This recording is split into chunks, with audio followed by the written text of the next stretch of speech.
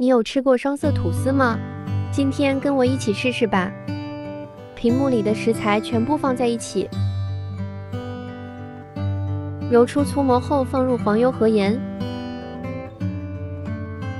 最后揉出手套膜就可以了。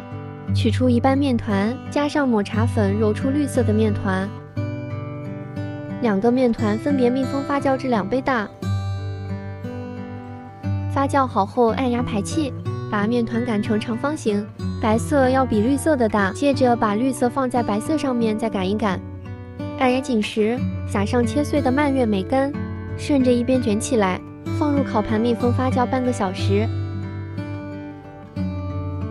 发酵至这样8分满就可以了。送入烤箱，烤箱需要提前预热。烤完后满屋飘香，双色吐司就做好了，里面松软酸甜，切开真的有被惊艳到，快来试试吧！